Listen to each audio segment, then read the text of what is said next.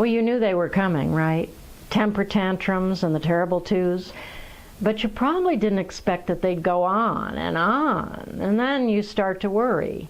You spend a lot of time thinking, here we go again, and your compassion flies out the window. Hopefully, what I'm about to tell you will change all that. But I'm sorry to say, you can't make them stop. Only your child can do that when he's ready, and trying to get him to calm down will only lead to more. The thing you have to understand about a temper tantrum is how miserable and maybe even terrified your child is.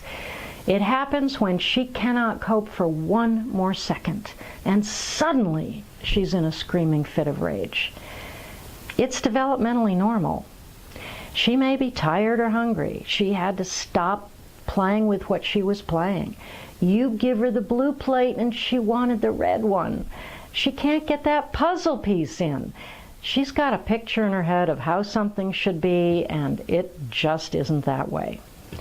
When that tipping point comes, and often when you least expect it, she is lost to any commands or suggestions. She's swirling in a tornado of emotions.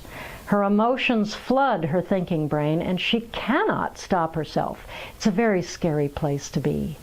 The worst thing you can say is, just calm down. Well, think about it. How do you like it when someone tells you to calm down? And if you get mad at her, it just makes it all the scarier. When she's lost to that tornado, the best thing to do is simply stay by her. If she's on the floor, sit on the floor, be at her level. Use this time to tell yourself that she is having a problem, not being a problem. And it's her problem. It's not yours to fix or to make go away. It's hers. But your job is to support her in doing just that. Wait until she's calm enough to hear you and simply let her know you're there, ready for a hug whenever she is. If she screams at you to go away, just move a little bit further and further until she stops ordering you to do so, and then simply wait. When she's ready to crawl onto your lap or to be picked up, just quietly hold her and rock her until she's calmer. Then say, look at that. You brought yourself right back out of that tantrum, and here you are in my arms, and we're both okay. Then you might add, do you want me to tell you about it? After the tsunami of emotions, she's likely to have forgotten what started it all. Your calm recount of events validates her experience and why she got upset. If she knows you're not angry, she'll say, yes, you were playing with Dolly and I told you it was time to get ready to leave. You didn't want to do that. You wanted to keep playing and you got very mad that I made you stop.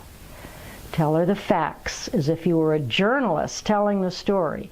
There's no judgment, no lesson, just how it was. What you're doing is normalizing her experience so she feels okay about herself. You don't ever have to teach your child to stop having angry upsets. When it's all over, you might try a little problem solving. Generally, after an emotional upheaval is over, your child will feel quite competent and talkative. It's a good time to ask some questions, just not too many. Here are some. When you're in the middle of being really upset, what would you like me to do? What would help you the most? When that happens again, can you think of anything that you or I could do to make it easier? If you had to do it over again, is there anything else you might do differently?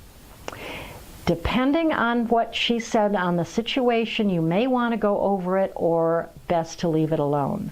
The takeaway here is knowing that you do not have to do anything to stop this, and that your calm support is all your child needs to feel normal. And then she's in a better place to gain frustration tolerance.